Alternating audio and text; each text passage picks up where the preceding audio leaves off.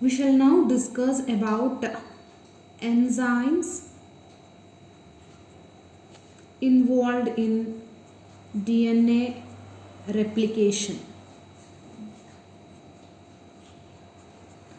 So, DNA polymerase is the key enzyme which can carry out the polymerization process.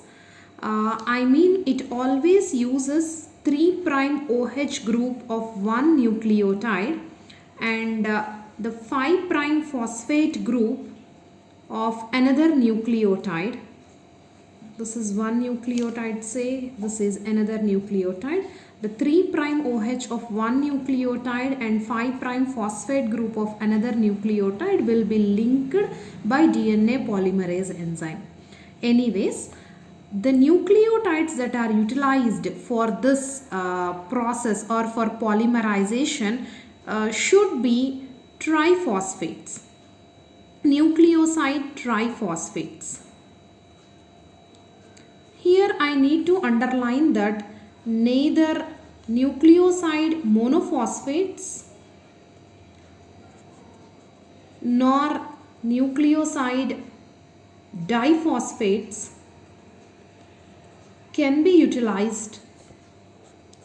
These two can't be utilized by DNA polymerase enzyme to do the polymerization mechanism. So it always requires only the triphosphates to make a bond between the 5' phosphate group of one nucleotide and 3' OH group of the another nucleotide. So the reason behind this is when you have a triphosphate, a pyrophosphate, two phosphate groups will be removed as pyrophosphate. Whatever the free energy that is released during the detachment of the pyrophosphate will be utilized in making the bond between one nucleotide and another nucleotide. So there are three important polymerases, that is DNA polymerase 1, DNA polymerase 3 and DNA polymerase 2. However, DNA polymerase 3 is the one which plays a very important role in DNA replication process. We can also call this as the primary polymerase involved in the polymerization during the DNA replication. DNA polymerase 1 is the one which is used for editing function. It is important for proofreading during DNA replication. And also DNA polymerase 1 and DNA polymerase 2, they have very significant role in the repair mechanisms, DNA repair mechanisms rather than DNA replication process. But DNA polymerase 3 is the primary polymerase involved in DNA replication. Then we shall move to DNA ligase enzyme. So DNA ligase is the enzyme which can catalyze ligation. So you can ask me, when you have DNA polymerase enzyme which can make a bond between 3' OH and 5' phosphate of two nucleotides, or I can say adjacent nucleotides, what is the need of DNA ligase enzyme that can do ligation? DNA ligase is important to seal the nick. To seal the nick. What is meant by sealing the nick?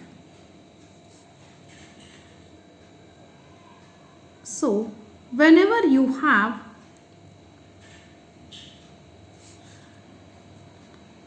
a DNA fragment which is broken, this broken portion is shown because of the breakage of phosphodiester linkage.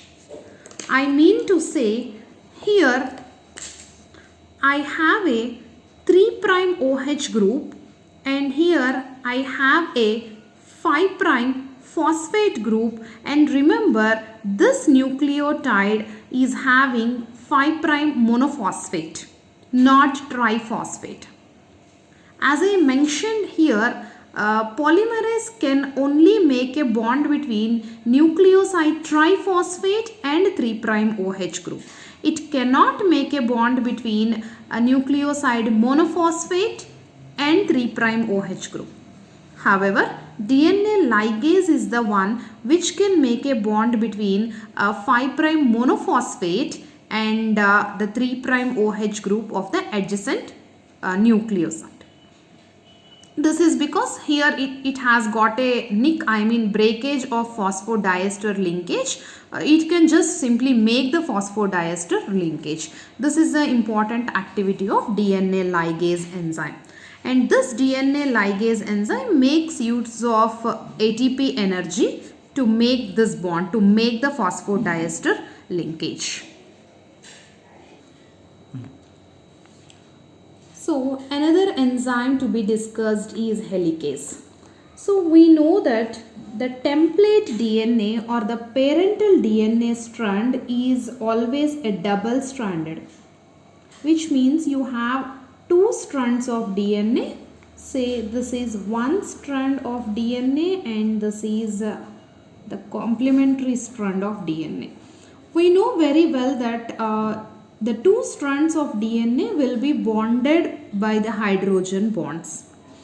When you want to do the DNA replication process, or when the replication has to progress, when any one of these strands has to be copied to form a new daughter strand, obviously this hydrogen bonds has to be broken, and you need to separate the strands like this.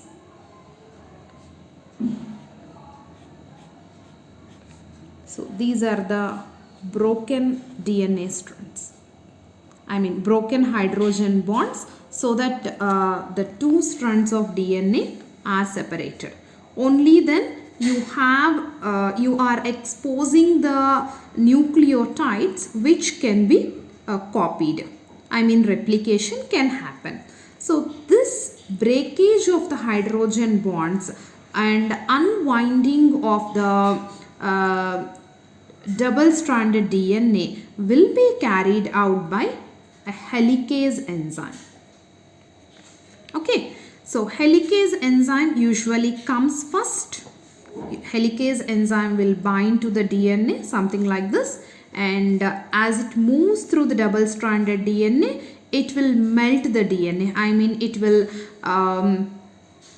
break the hydrogen bonds and then makes the two strands as single-stranded molecules.